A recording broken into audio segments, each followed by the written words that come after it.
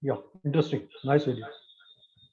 So, good afternoon and heartily welcome to one and all on behalf of ADMH Healthcare Summit 2021.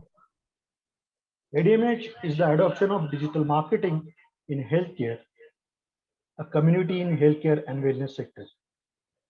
I, Ved Prasad Thakre, event head and project manager ADMH, heartily welcome all of you in today's session of ADMH Healthcare Summit 2021. Today's topic is a new era in healthcare, innovating with the laser technology. In this topic, the key discussion points will be awareness, digitalization, and efficacy of the laser technologies in case of the proctology, varicose veins, and other surgeries and related speakers' experiences, and many more. We thank our partners who supported in our case studies today. Digital partner, Nusar Digital, academic community partner, ASMA, and AI partner, ORAI. I feel very privileged and glad to host this session. I would like to drive your attention towards few initiatives taken under ADMH community. We as ADMH is a community platform focused on helping healthcare professionals leverage digitals for their practice and healthcare facilities. ADMH is growing with 25,000 plus outreach and 6,000 plus doctors. ADMH is empowering healthcare marketers through knowledge, case studies, event and conferences, industry interactions, awards, and various other initiatives. We also encourage to share your initiatives, articles, news stories, and case studies. Our editorial team will help to publish the content on ADMH portal with wide social media impactful reach via LinkedIn, Facebook, and Twitter.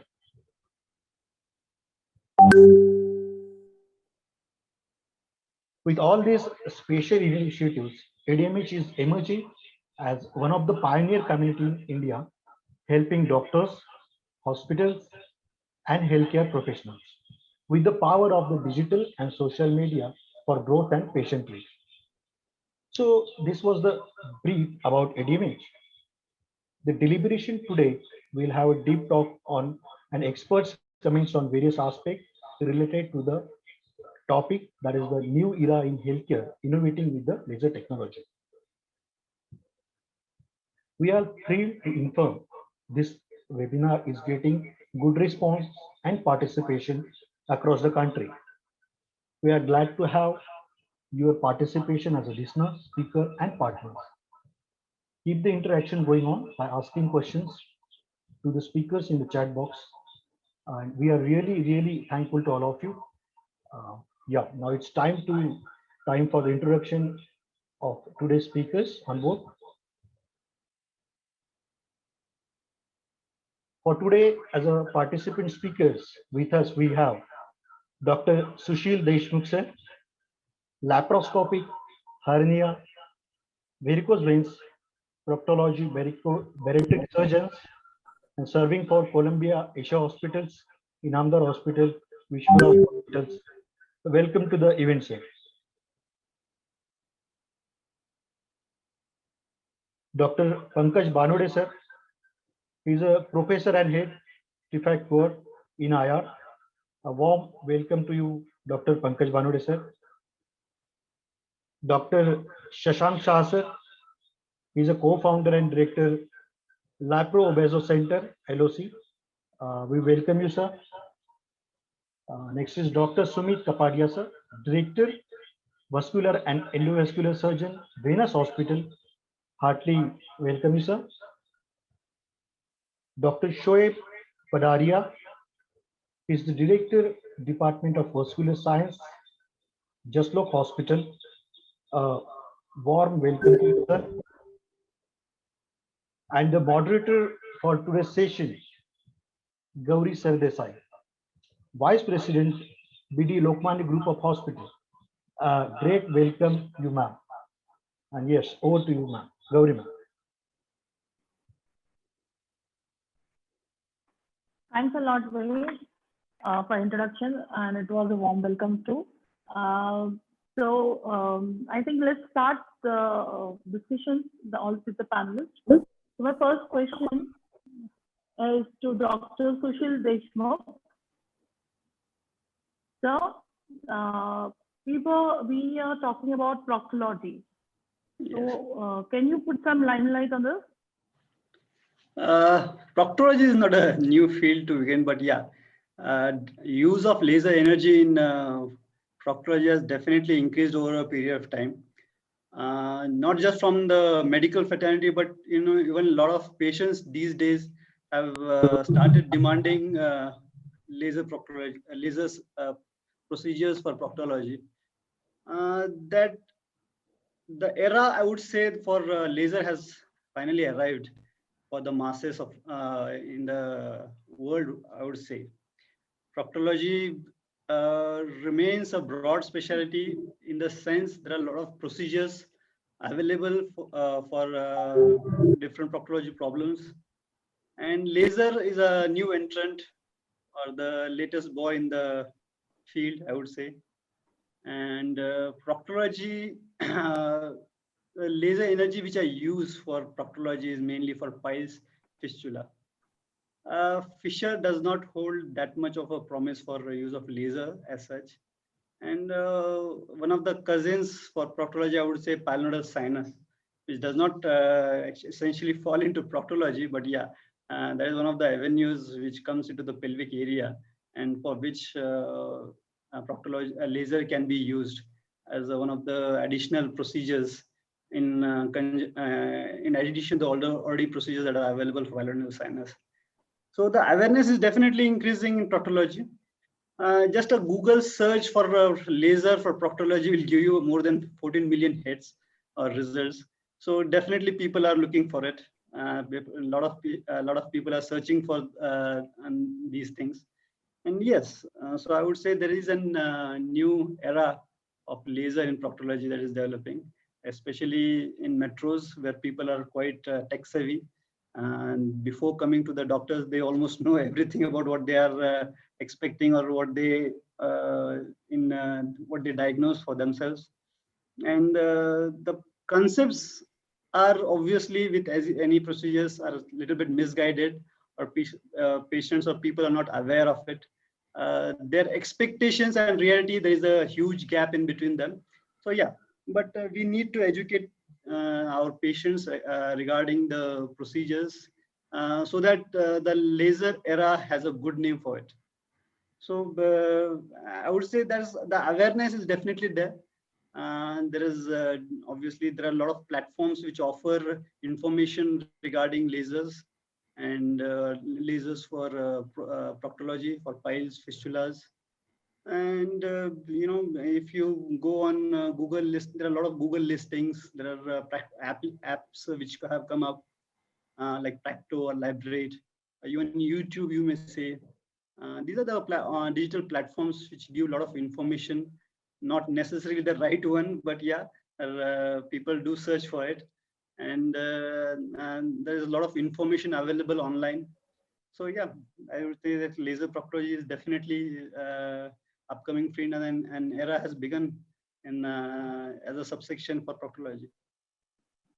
Okay, so you just mentioned about the online information and all, and you also mentioned about if we Google and we find out that there are many heads which pop up regarding proctology. Yeah. So I just want to understand. Question which just come up is like the new player like Crystal Care, which are dealing with proctology laser. how does this hamper? It's a company, so it's a national based company. It's How a does medical this hamper startup the whole actually. individual? Rather than companies, a medical startup which have found a niche in surgery, which do daycare surgeries. They use laser as a tool for marketing rather than doing all the surgeries with laser. Once you start propagating or start advertising, patients will do come. What to offer, what not to offer depends on the surgeon. But yeah, they are using laser as a marketing tool rather than doing all the surgeries with laser. Okay. Thank you, sir. Thank you so much. So my second question is to Dr. Pankaj Banode. The thing is, does perivenular anesthesia is needed while performing EVLS?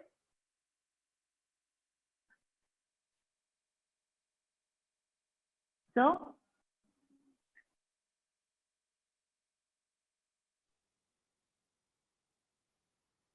Yeah, I think he's not there. You can move on. I can take that question if you want. I do varicose veins as well, if you want. Yeah, please. yeah, Okay. of course, sir. Like, I said, I heard you were perineural anesthesia, right? Or Timson anesthesia. Yes, sir. So there are two ways. Yeah.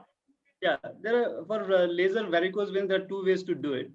Yeah, if you want to do it as a daycare procedures, see a lot of things come into play. Most of them, which I have found in my practice, is that the insurance company does not cover the procedure if it is done in a daycare procedure. So I inadvertently have to do it in a one-day setup, one-day setting. So in that case, if you want, you can just do it with a tumescent anesthesia. If the patient willing to do, yeah, but it is important if you're doing it in as a local setting. But if you're using a general anesthesia or a spinal anesthesia, it's not necessary, especially with the newer laser fibers which they have come up with. They say that you don't need a tumescent anesthesia or perivascular perivenular tumescent anesthesia. But I typically, whether it's a general surgery or a general anesthesia or a spinal anesthesia, I definitely use perineural tumescent anesthesia for the procedure. Mainly because not just from an anesthetic point of view, but obviously it has other benefits. It does compress the vein to bring it in contact with the laser fiber, and it gives you a margin of safety. That's what I feel. So there is a chance of complication by not using it, so why not use it? That's how I look at it. Okay. I'm sure the rest of the panelists have much more experience than me, so I would they would weigh in on this topic. Okay. So my next question goes to Dr. Sumit Kapadia. So how has been your journey in using lasers? So essentially, I'm a vascular surgeon. And 17 years ago, once I was out of the training, our major I would say the procedure was open varicose vein surgery. And laser had been introduced recently then. We've picked it up from then, and it has been evolving, the technique as well as the technology. And I would say earlier times, I mean, a decade ago, we were still doing 40% of surgery and 60% of laser. But over time, now it's come to almost 99 to 100% of patients with varicose veins are being treated by laser. So yes, the journey had a learning curve, but overall it's been well accepted by doctors and patients both. Okay. And what would be the common indications where you have to use laser? Our major indication where we use endovenous laser is for varicose veins. We do not do many surface lasers which are there for reticular veins, which is primarily something that dermatologists or plastic surgeons do. Our major indication of using lasers is for varicose veins. Okay. And how do you compare the laser with other modalities for the treatment of varicose veins? So there have been different options available, and the options have been increasing. A few years ago, it was always laser versus radio frequency ablation. Personally, I have been a more, I would say, frequent user for laser than radio frequency. And last 2-3 years, we have the newer techniques. One is MOCA, which is a mechanico-chemical ablation. And the second is glue therapy or endovenous glue, which have been coming up. But they have not displaced laser from being the gold standard of treatment for varicose veins. That is when we've been using laser for more than 90% of patients, and the rest of the procedure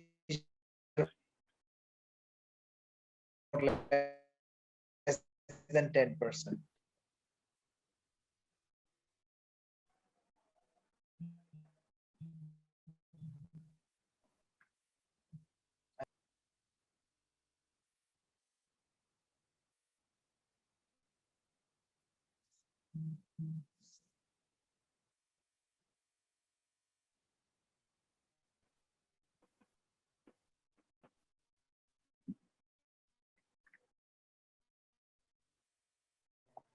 Gauri ma'am, I think sir's Yes. network is low.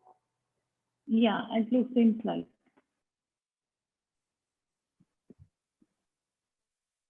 So should we go for the next question? Dr. Shoaib Pataria.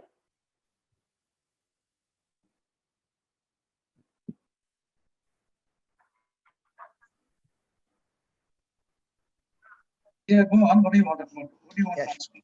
Go ahead. Yeah, so how introduction of laser technology in treatment of varicose veins has changed the entire scenario in India? Well, you see, I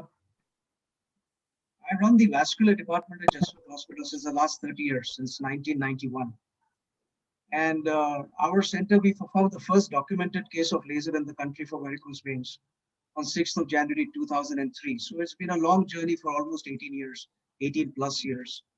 And we just recently published in the International Unit of Angiology our series of almost 19,000 cases. So we have a fair experience of lasers for varicose veins.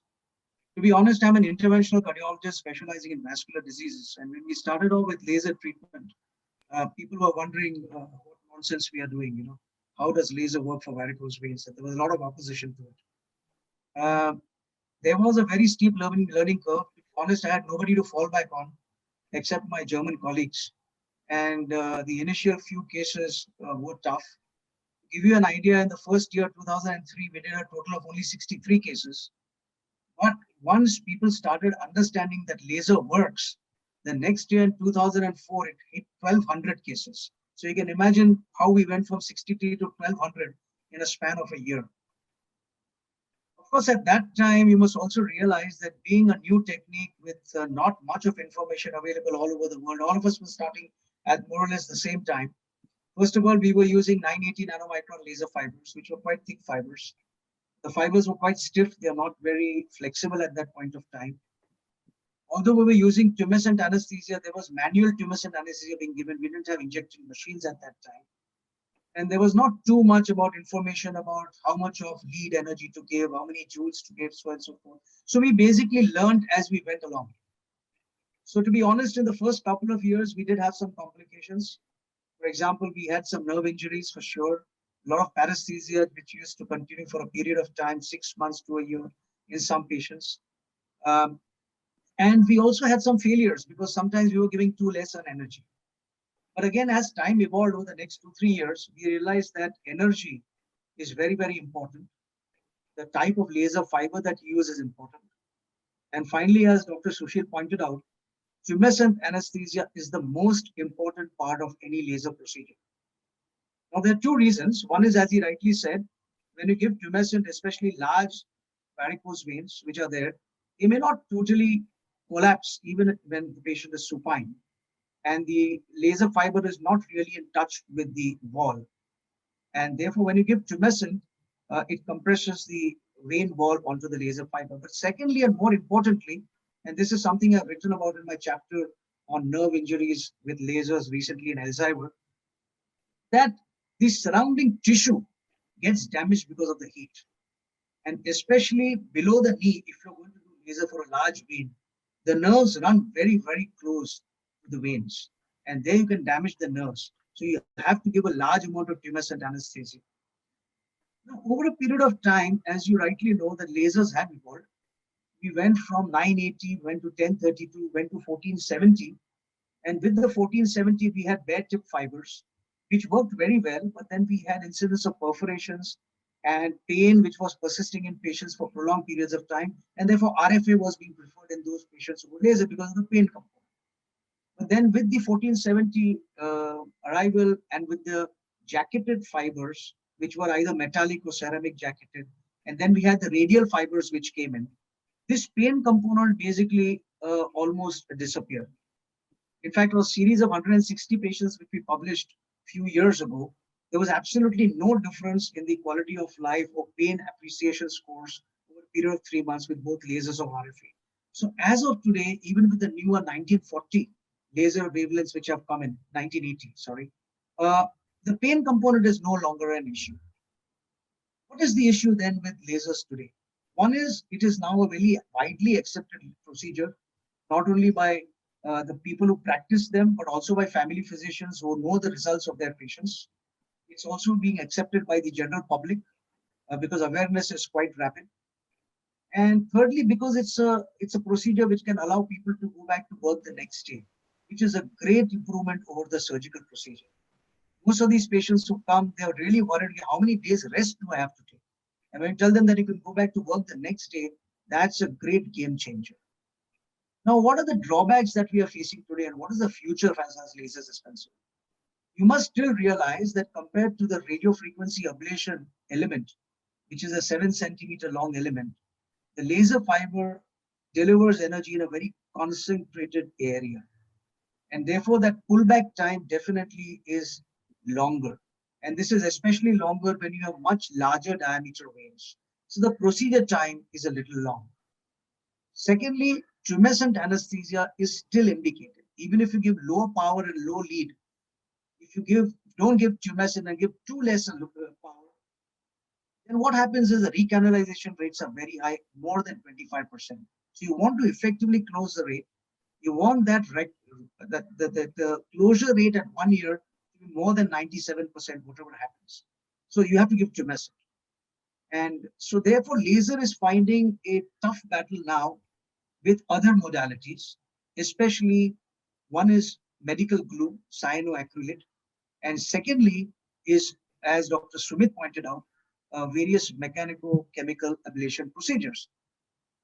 At this point, I must still tell you that most World Series have shown, or trials have shown, that lasers are still number one, numero uno, as far as immediate closure as well as long-term results are concerned. Yes, the problem of little tumescent is there, but with experience, you will find that the tumescent becomes very less painful. Secondly, I have realized, and my colleagues on this platform will also tell you the same, that glue is being propagated as a cure-all for all sorts of varicose veins. And that is not true. Because it cannot be used for superficial veins, it cannot be used for very small varicosities. I know that there are a lot of instances where glue travels into the pulmonary circulation, not given properly, and that doesn't dissolve or thrombolize. So long-term complications can be high. So laser, in my opinion, has a great future. We need to still modify a little bit about the fibers, especially the diameter of the fibers. And maybe if we can get a laser fiber which can deliver laser energy over a longer length, it will make the procedure shorter. That's my take on lasers. Thank you, sir. Thank you so much on this. Okay. Sorry, I thought sorry to interrupt, Dr. Pankaj Banure sir had joined. Okay. Good afternoon. Good afternoon, sir. Good afternoon. Can you on your video? You can't see you. Dr. Pankaj Banure? Yes, sir. So the first question which we have taken the question about the periventricular anesthesia. We also want to understand what is better than EVLA versus RFA? So regarding the first question, perivenular anesthesia, I think Dr. Shoaib has nicely demonstrated and nicely answered the question. Yes. Perivenular anesthesia is very important part of treatment of laser treatment, because whenever you do RF ablation or endovenous laser ablation, perivenular anesthesia is needed. People ask me when I run a training course, they say if we are giving a spinal anesthesia, do we need to give the perivenular anesthesia also? So my take home message for this is yes, although you are giving a spinal anesthesia, there is need of perivenular anesthesia. Why we give perivenular anesthesia? Basically, our aim is to ablate the wall of the vessel, not the formation of thrombus. So when you give a good perivenular anesthesia, there is collapse of the vein.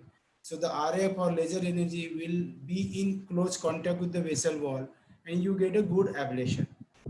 Secondly, you said what is the difference between RFA and laser ablation? As Dr. Soeb said rightly, RF will have less time because it's a 7 centimeter which we withdraw as compared to 1 centimeter for laser. Regarding the light quality index and recanalization, the results are almost same. RF versus laser, if we consider, the results are almost same. There may be little bit more pain with laser, but now with the 1470 nanometer, the pain has significantly reduced. But again, for a operator, I think RF is a better option because it reduces the time. And recanalization is almost 95 to 97%. There will be no recanalization with RF as well as laser. There is another new modality which is coming up, that is glue injection. And this glue we need to assess because initial results are very promising, but there are cases of recanalization with glue. So well-established modality is RF and laser. So my next question is to Dr. Shashank Gandhi. Sorry, Dr. Shashank Shah. Sir? Yes. Good afternoon. I'm enjoying this. How are you, sir? Good afternoon, sir. Yeah. So what would be the advances which may change the trend? Now that we're talking about the lasers, technologies and all. So what is your thinking? What are the advances which will change all of this trend now? So I've seen all these advances and I've seen it very well used in urology, physiotherapy and other fields. And even though I am practicing majorly bariatric, there are still some limited quoted efficient methodologies using laser. They are chronic resistant fistulae. So fistulae after bariatric surgery are extremely difficult to treat, and instead of a major redo surgery, endoscopy plus percutaneously guided laser ablation of fistulous tract plus endoscopic intervention have been reported. But I believe there is more scope for advance in solid tumors and oncology. Deep tumors, those who are not easily amenable, or those who are very small in size and may not warrant a radical surgery, I believe the future is going to be some kind of contrast and then just a laser guided ablation of that tumor, and that is probably a major advance, even though every advance is important, whether it's for piles or fistula or varicose vein, but major invasive procedures can be minimized. I have seen some good results with very advanced oral cancer with laser ablation, and you can avoid some mutilating procedures. Of course, it is with a combination of some other therapy. So when it goes to other fields, it's a combination of laser plus something else. But I believe laser is going to be here to stay. There will be more advances, focus, depth, precision, surrounding damage will decide which indication it can be used for more safely. I gave a brief because I gave Thank you so much, sir. use of lasers in bariatrics. Thank you so much, sir. So Ved, I think you can take it over from here now. Mr. Ved Prakash. Hello. Yeah, Gauri. Yeah. So So yeah. So now I think yeah, you can take it over from here. I'd like to I think know a yeah. few things. I would like to know a few things from Dr. Sushil Deshmukh. That's hello, Sushil Deshmukh, sir. Yeah, I'm here. I'm here. Yeah. So I would like to know from your side that doing the very traditional surgery and doing the laser surgery, your findings related to that things like how the laser surgery is more advanced than the traditional ones. Uh, Obviously, the role of laser has is undisputed in varicose veins. Definitely, there is no Right. question or there is no second thought as far as endovenous laser ablation is concerned for varicose veins. But yeah, proctology, the results or the use of laser for proctology is quite different, and for different and the use for laser for hemorrhoids and laser for fistula, the fibers used, the results which we get, the surgery which you are needed is different. Uh, the basic advantage of laser for proctology, is that it is a relatively less painful than the traditional surgery. And the traditional surgery was fraught with pain, recovery, strictures, wound care, and all those things with incontinence and all the problems as such. The laser has substantially reduced the pain which is there after hemorrhoid surgery as compared to the open ones which we used to do. But there is a caveat to it. You can't use it left, right, and center for any piles. Of the patient selection, patient counseling, what are the expectation of the patient, what are you are going to offer to the patients. There should be a clear, alignment of your explanation and patient's expectation, and the results which you are going to provide. Obviously, patient selection is quite important. I use laser in piles for only grade 2 or grade 3 procedures. Grade 1 does not usually warrant such a big procedure. There are other better or cheaper or faster procedures available. And for grade 4, obviously there's such a huge prolapse. We don't do justice with laser for grade 4 in hemorrhoids. So either you go for what do you say, Milligan Morgan open technique, or you can use staplers nowadays, and those are the procedures for grade 4. But yeah, and a lot of patients, though the chunk of piles do form grade 2 and grade 3 patients. So yeah, laser is quite useful in them. And the idea of a stitchless surgery is quite appealing to the patients, and that's what they have. The idea of laser is there in their minds. That's what they think of laser as. No cut, no stitch. In and out. You come quickly. You go in quickly, come out quickly. I also call it as a weekend procedure. Get it done on a Friday evening. You are out of the hospital the next morning, and you are back to work on Monday. But that's what is concerned with piles. I would say hemorrhoids. But the picture is quite different or completely opposite in fistula. You can't apply the same principles, or you can't produce the same results which you give in hemorrhoids for fistulas. Fistula is a totally different ball game. But yeah, if you take fistulas, if you select the patients well, if you counsel them well, if you set a realistic expectations, and how laser fits into the spectrum of the disease or spectrum of the recovery or the different techniques available for fistulas, I think patients are quite acceptable to it. And they there's such a less wound morbidity as compared to the open techniques which we do. It's quite less radical. The biggest advantage of laser for fistula, I was saying, the sphincter preservation. I would say that is one of the biggest advantage of laser which we offer. And even if the laser recurrence, if the fistula recurs after laser, it's not a huge disaster as say, because as we know, fistula is a very stubborn disease. It no matter in whose hand and no matter what the expert is, recurrence are going to be there with everyone. But yeah,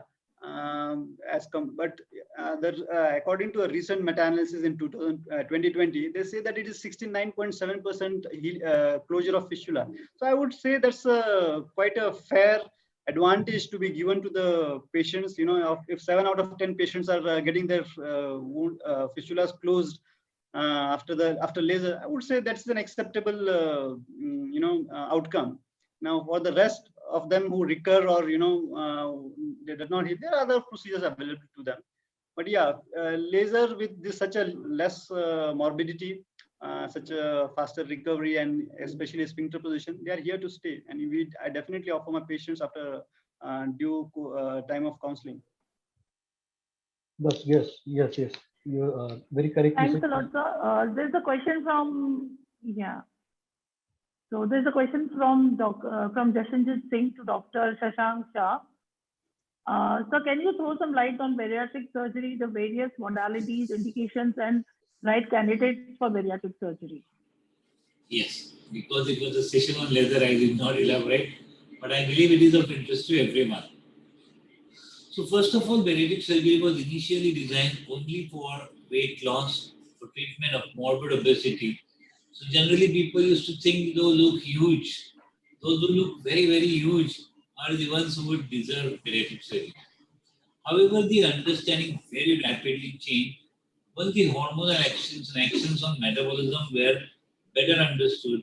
And it started becoming a treatment for metabolic syndrome, a treatment to treat uncontrolled type 2 diabetes, snoring, infertility, polycystic ovarian disease, affection of weight-bearing joints or joint-related pain, and slowly the understanding went on increasing to improvement in long-term cardiovascular outcomes, minimizing long-term cardiovascular morbidity, mortality, renal injuries, and this is how the overall thought changed to metabolic surgery from purely bariatric surgery. So now it is called metabolic and bariatric surgery.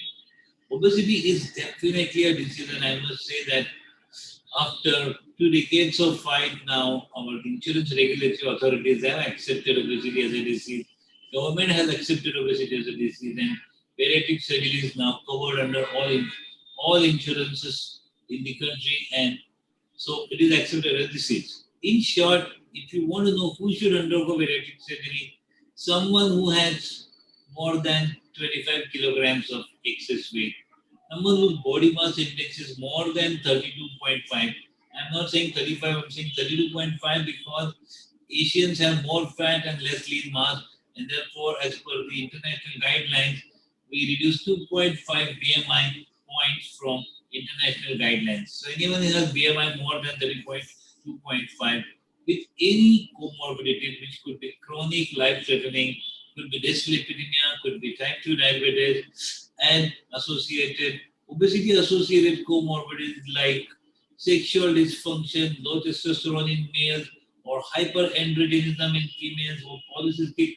ovarian disease, infertility, or weight destroying all the joints of patients requiring joint replacement with morbid obesity, some spine surgery, and so on.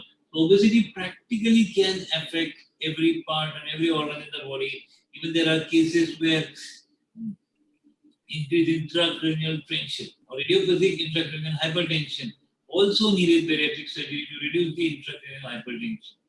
So it's a vast field, but in short, if you want to know anyone who has more than 20 to 25 kg excess weight, which is giving disturbance pathologically, biochemically, psychologically, socially, can undergo a metabolic and bariatric surgical procedure. Of course, it's a thorough evaluation with nutritionist, psychologist, bariatric physician, endocrinologist, and we follow the best international guidelines, being a certified international center of excellence in bariatric surgery. Anyone who needs to take treatment should to undergo a thorough multidisciplinary evaluation and only then bariatric surgery, which needs to be followed for best outcomes under a multidisciplinary care and many times with some pharmacology. Thank you. Thank you, sir. Thank you very much. The next question again from Jashanjit Singh is to Dr. Shoaib. Please throw some light on advances in DVT treatment and expected outcomes. Thank you for the question. Again, this is a webinar on lasers, and really honestly, there is no scope for lasers and DVT. But let me, in short, just answer this question anyway. So when you're talking of current modalities of treatment of deep vein thrombosis, we should divide this into two areas. One is acute DVT less than 14 days, and secondly is chronic DVT. When a patient comes with acute deep vein thrombosis, what we basically do is a combination of mechanical aspiration of the clot, followed by catheter-directed thrombolysis, and sometimes balloon angioplasty. Of late, we have stopped doing stenting in acute DVT. We follow up these patients. And if over a period of next 2-3 months, the clot which is remaining behind has not resolved, then we'll probably think about doing a repeat balloonoplasty or stenting. The second group of patients is DVT who present later, where it's not an acute clot, but it's basically organized thrombus, or it's a fibrotic lesion causing a obstruction to flow in the deep veins. Here we will do a recanalization procedure with balloon angioplasty. We will also basically use an IVUS, which is intravascular ultrasound, to see the exact diameter of the vein. And in almost all the cases, we will stent this vein to give a long-term result. So that's what the current interventional management of DVT in a nutshell is. So there's one more question. Thank you, sir. Thank you so much.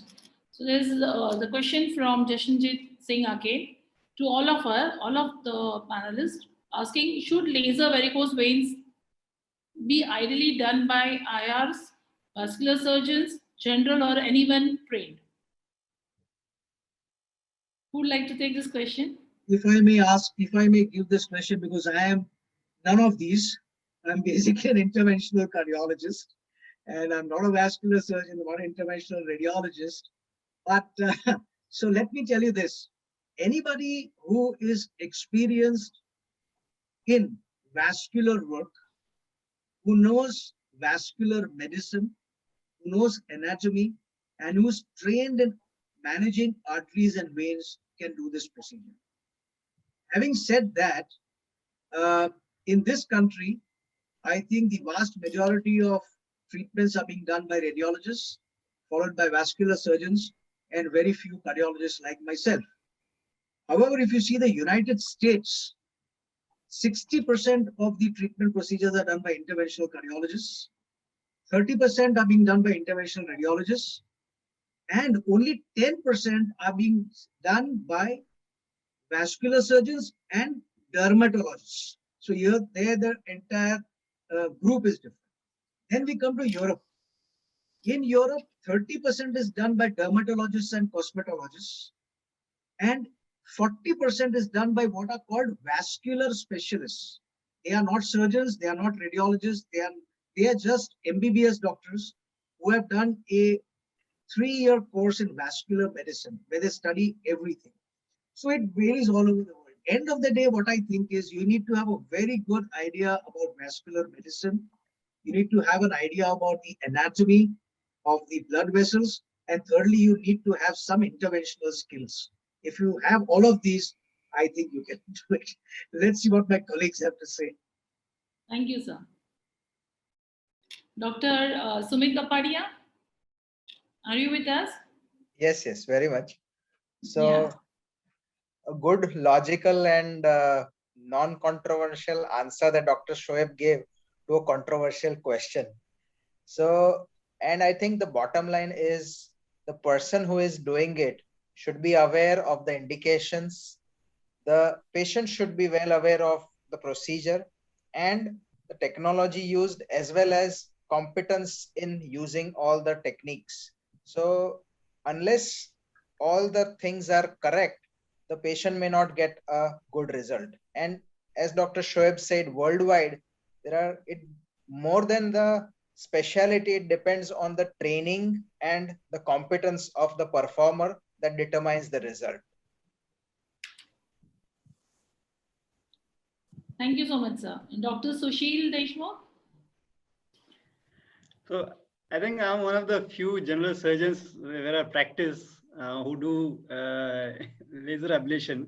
But yeah, I would completely agree with both my seniors. Yeah, you need to know anatomy, obviously. As a surgeon, you need to have that competency and skill It is definitely a skill-based technique. And yeah, if you do both of these things well, if you have a good knowledge of what of the disease process, yeah, you should be fine. And obviously, training, obviously, you can't just wake up and go somewhere and do whatever you want.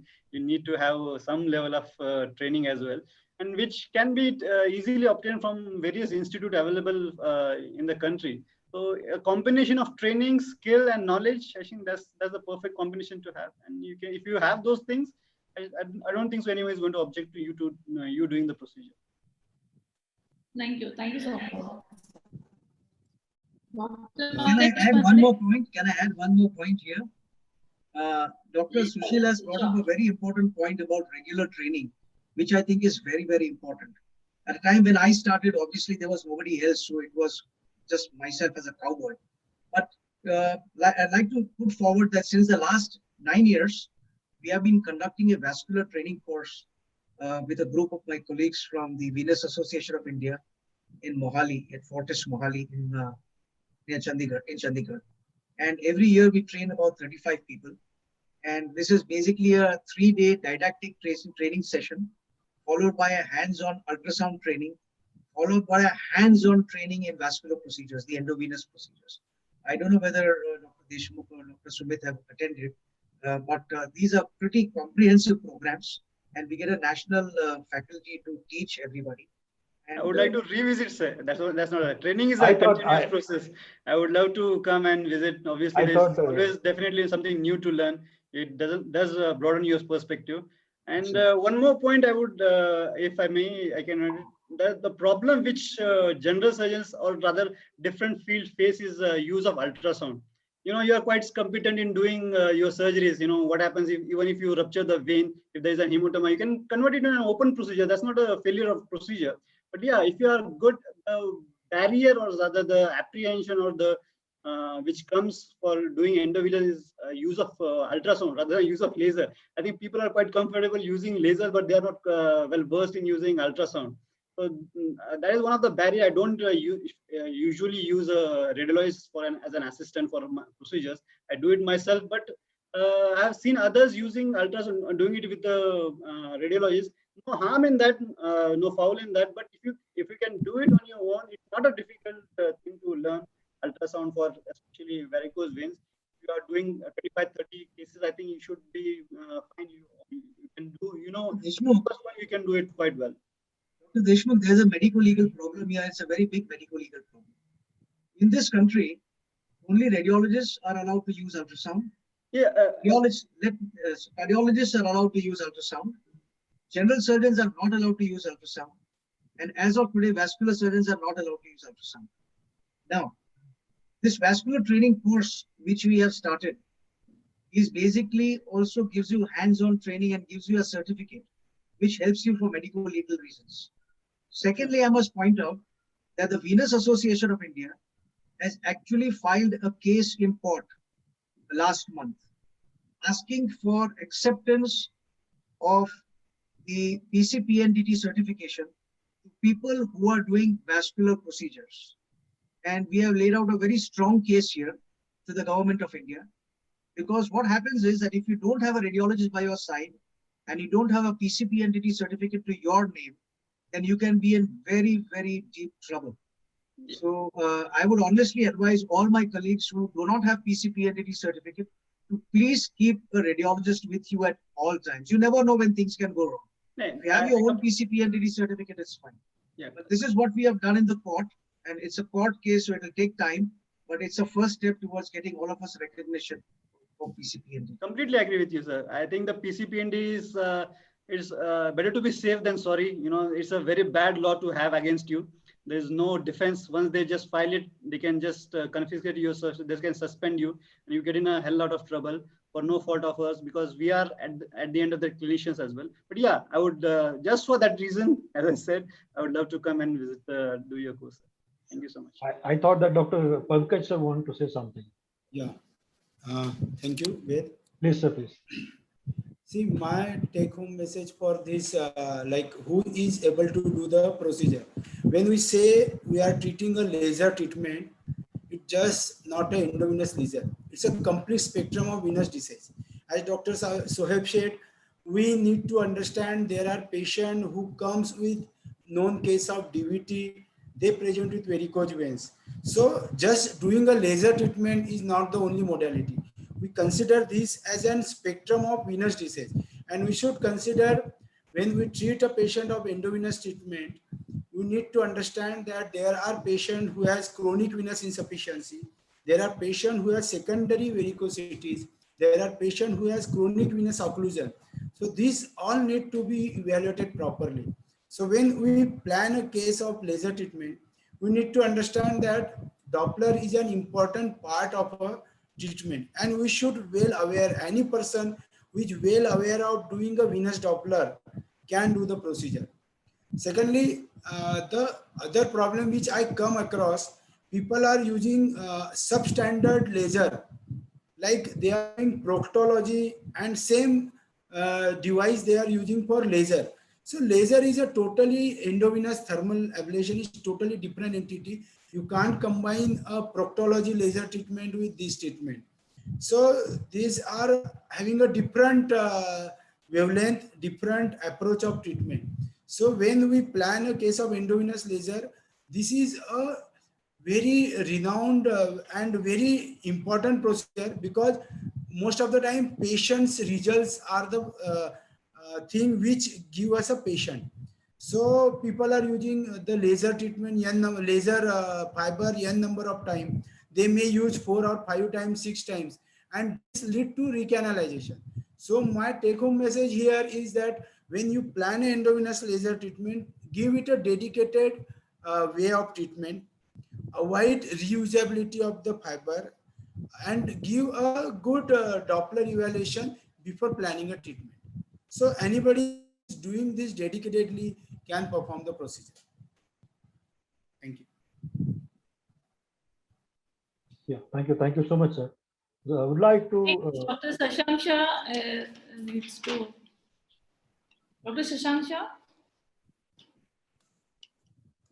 I entirely agree with whatever everyone said. Of course, I don't do any varicose vein surgery with laser. I am only confine myself with general surgery. But I believe training, knowledge, contraindications, ability to deal with complications.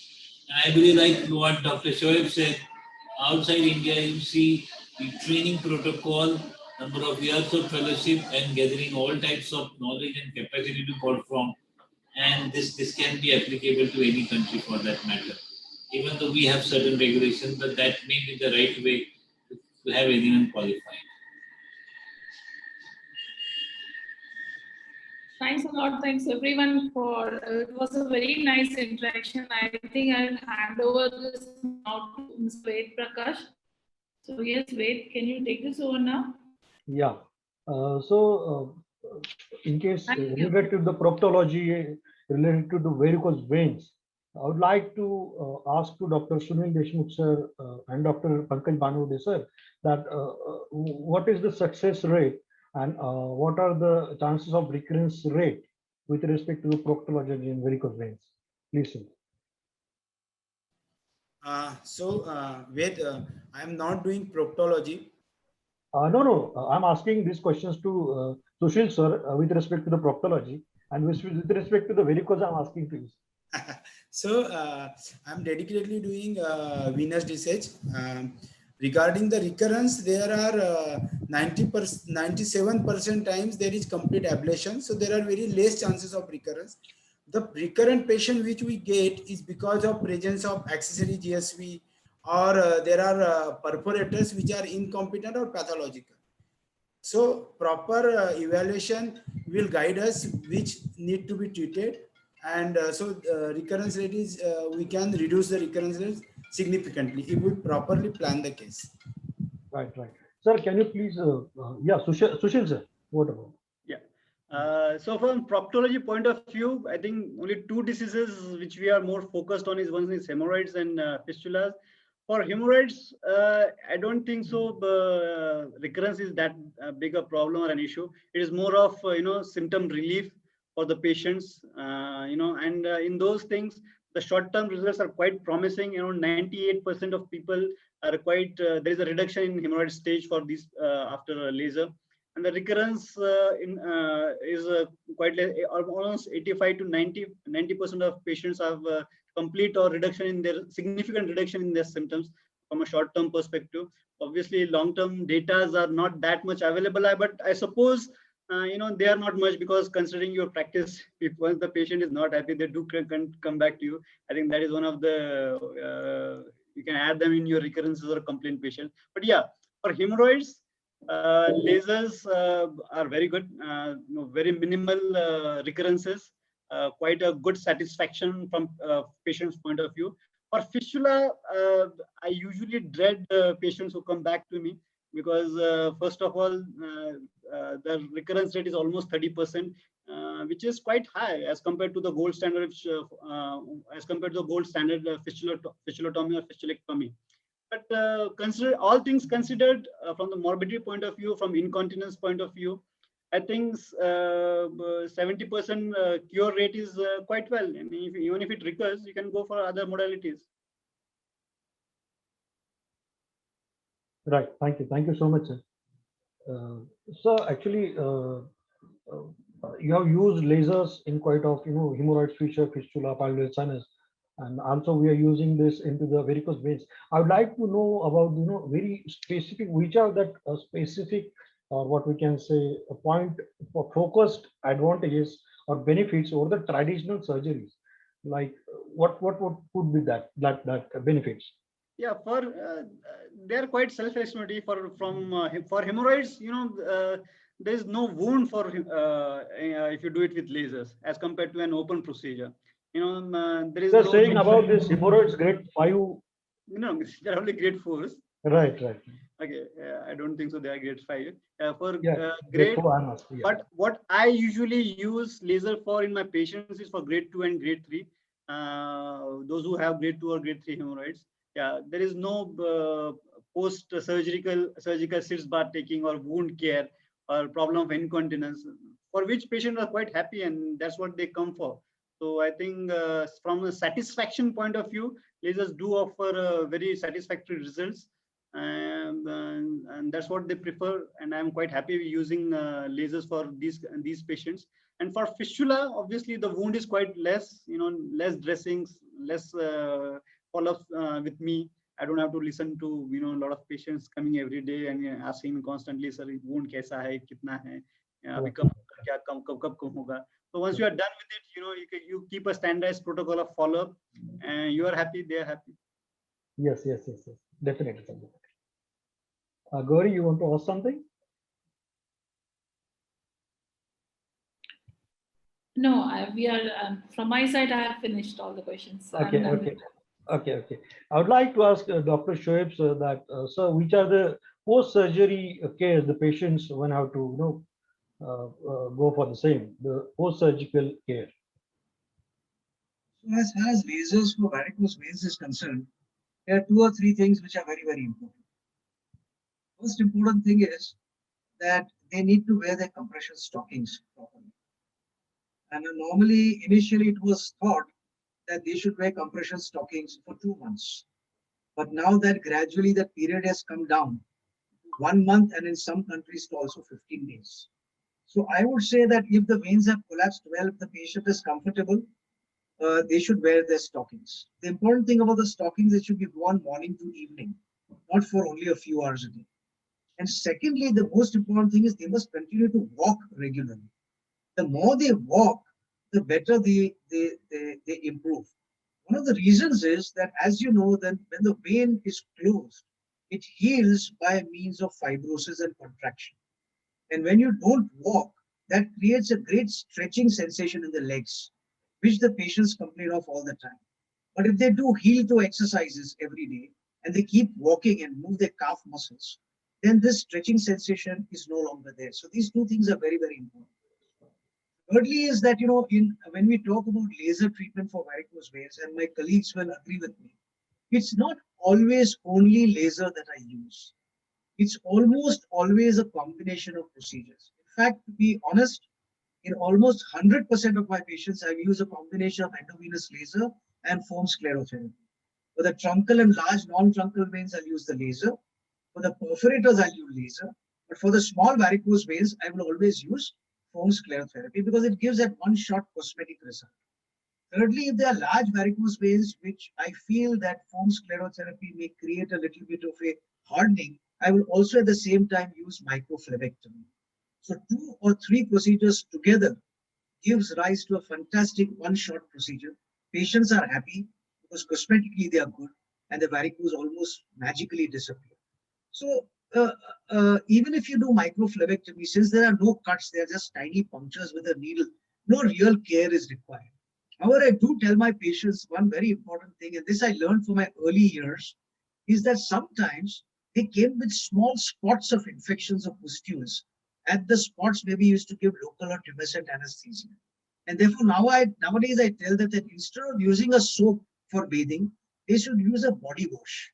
Because sometimes when you keep the soap to dry, it contains bacteria. So when they use it the next day and rub on especially a shaved leg, it can give rise to some folliculitis. So I tell them always to use a body wash for the first 2 weeks until the shaved area, heals. And so I've never had a problem again after that. So I think this is basically, I don't know whether my colleagues would like to add anything else to the post-operative instructions. Dr. Pankaj sir, would you like to add some points? Hello, Dr. Pankaj sir. Yeah.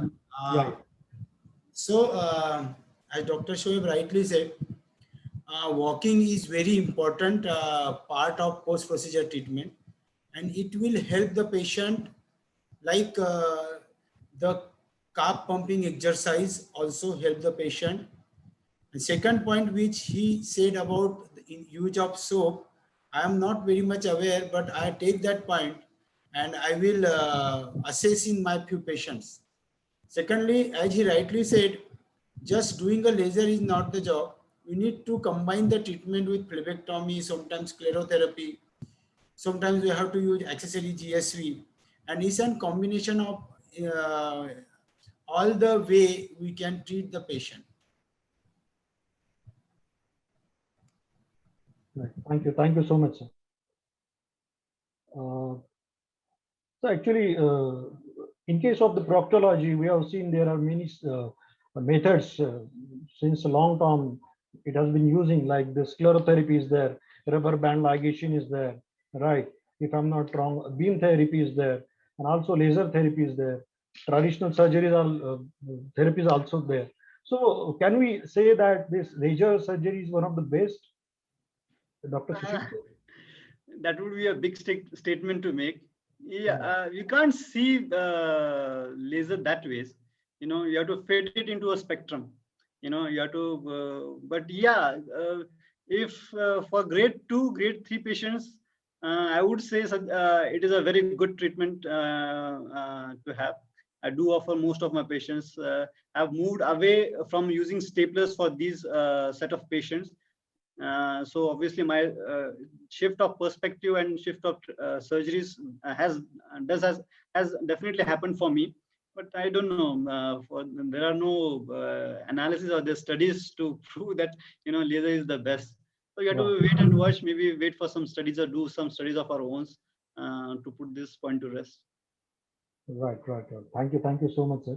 I would like to ask Dr. Shoaib, sir, that yes, obviously he's using the laser since from many years. Sir, what are your overall experience with the laser, sir? So I agree with Dr. Sushil that for any particular disease, there is no procedure which you can call the best.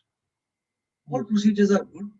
It depends on circumstances, the patient's needs, the operator's experience, and the availability of that procedure. For example, in rural areas of this country, laser is not available.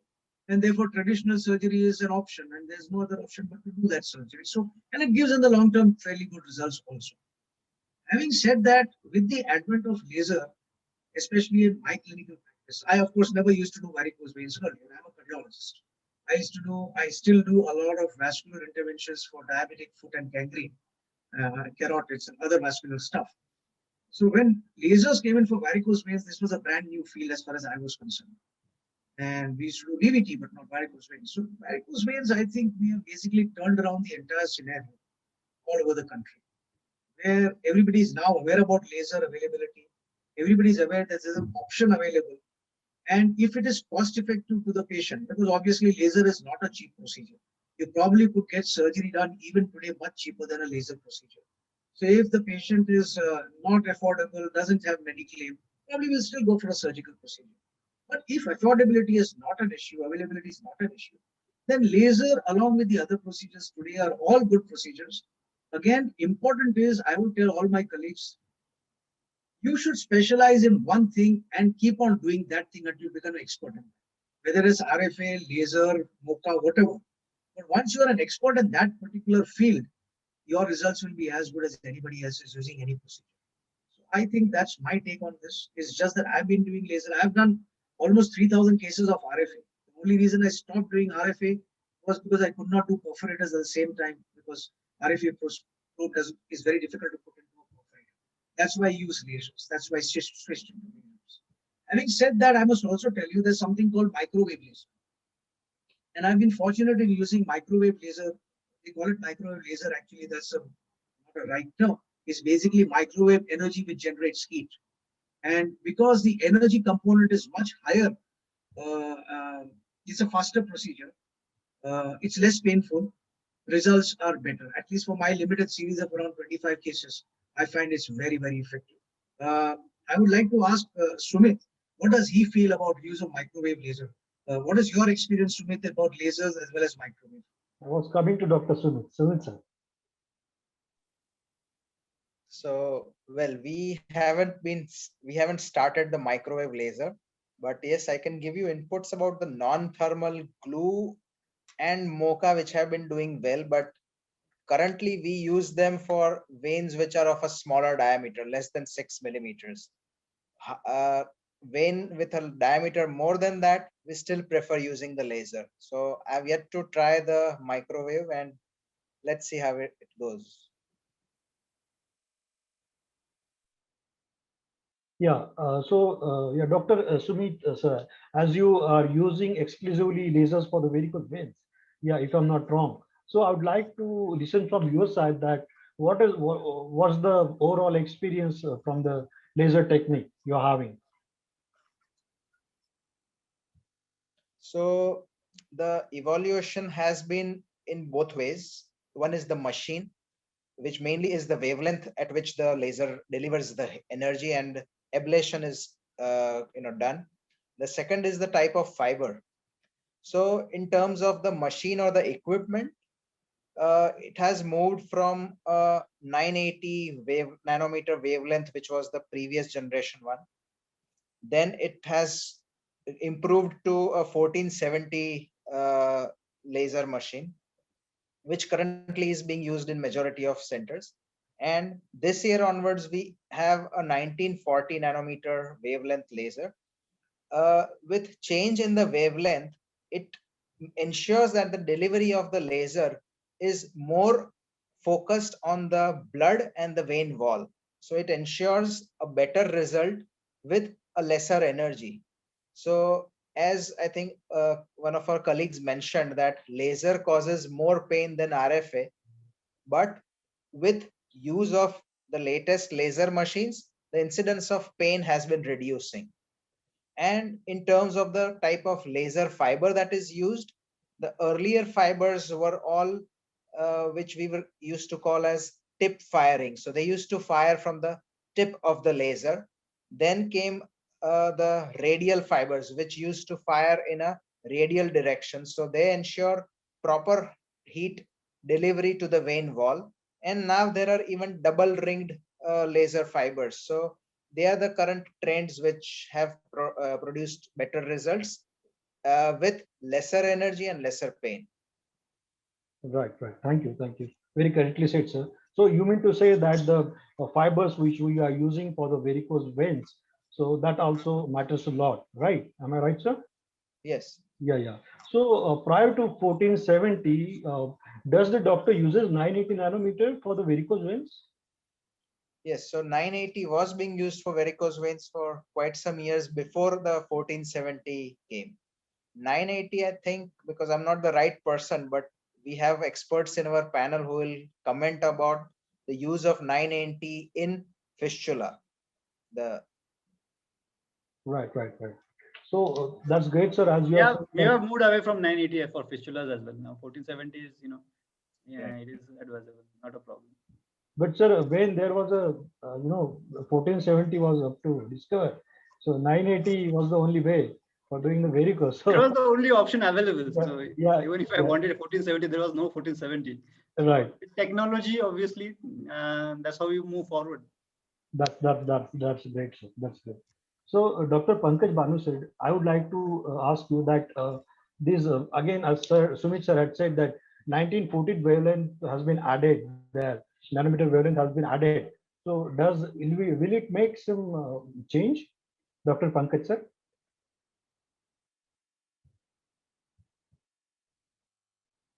Yeah, kindly unmute yourself, sir.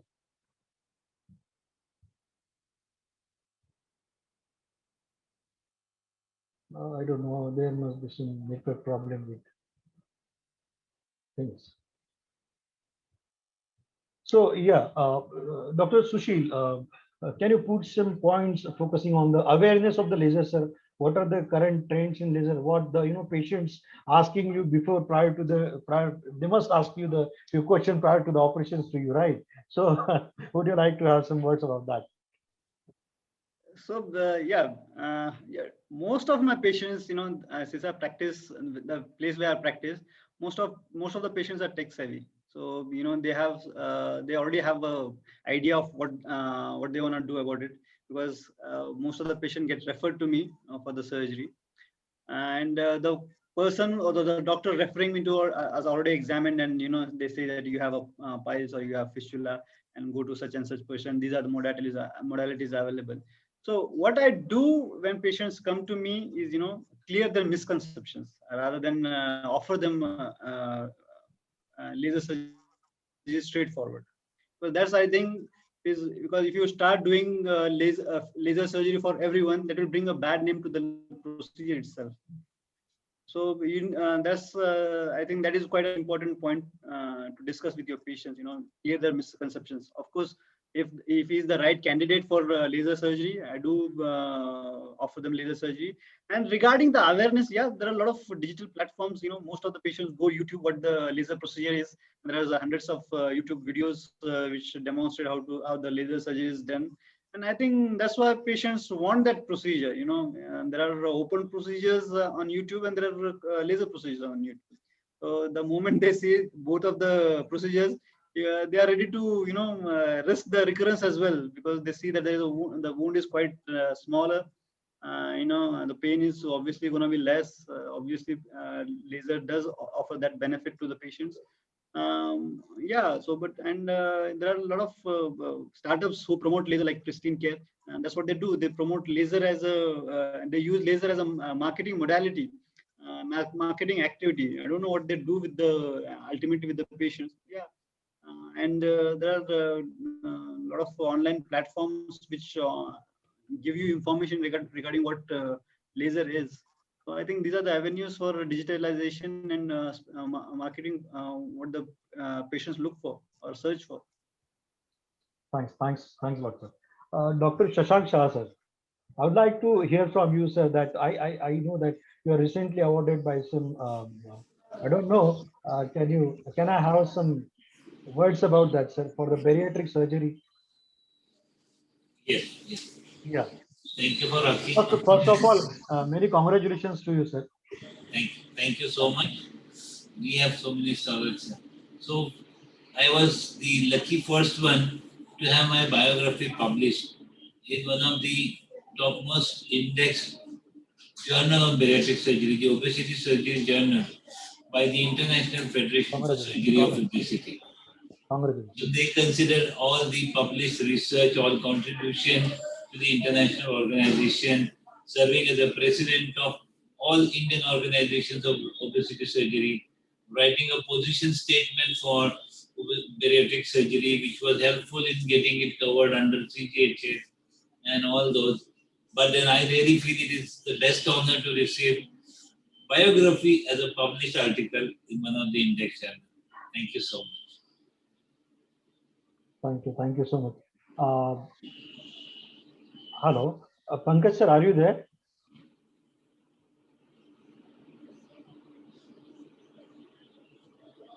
Hello, Dr. Pankaj sir.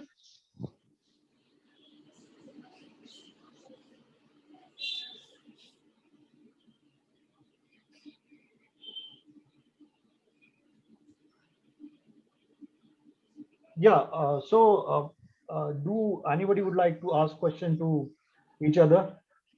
Because we had end up with our questions. So if I may just congratulate Dr. Shashank Shah. Of course, everybody knows Dr. Shashank Shah. He needs no introduction at all, at least in this country and maybe everywhere else also. And actually, it's a privilege to be on the same platform as him.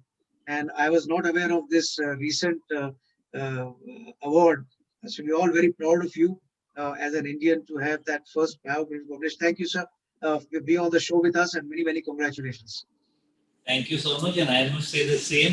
Anytime if I have heard about varicose veins and laser surgery, whenever I visited, just look, maybe I think 15, 16 years back, but I blindly had only one name in my mind, and it is there for so many years. And you still deserve the same. Thank you, sir. Congratulations, sir, once again. Many, many congratulations. Thanks. So yes, coming to the closing ceremony of today's session, just to bring in perspective of ADMH again, the mission under which we have just a second.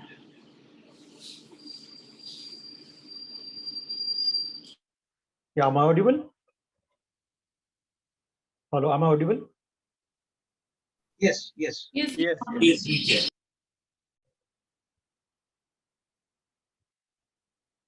Yeah, so just to bring perspective of ADMH again, the mission under which we have organized this particular session, I request your patronage and I seek the support from all of the members here, all the audience here attending the session to join the ADMH group. The whole pursuit to drive the ADMH healthcare marketing and to drive its dimensions. Thank you so much all the panelists to join over here. Each has been the great resource today. It has been a very insightful session, and I'm very much thankful to Dr. Shashank Shah sir. Thank you so much, sir. I'm thankful to Dr. Pankaj Banode. A big thanks, sir. I'm thankful to Dr. Sumit Kapadia, sir. I'm thankful to you, sir, from the bottom of my heart. I'm thankful to Dr. Sushil Deshmukh, sir. A great thank you, sir, to you. Yes, I'm thankful to Dr. Shoaib Padaria, sir. Great thanks, sir. And last but not least, yes, really a phenomenal session was held, all because of you, Gauri Sardesai, madam, who had moderated the session very nicely. So thank you so much, ma'am. So, and yes, a big thanks to our audience also. So we will be coming with a wonderful topic on next 28th of the April, and the topic will be advanced connected care and remote patient monitoring. Again, with a set of new eminent speakers and experts. So please stay ADMS social media handles on LinkedIn, Facebook, and Twitter to get the latest update. And for those who miss to attend this session, they can see live video on Facebook of ADMH and YouTube. So it was such a great thing being together and learn and understand different aspects. Once again, thank you so much for attending the session. A big salute to all of you over here, and stay safe, stay home. Bye-bye. Thank you.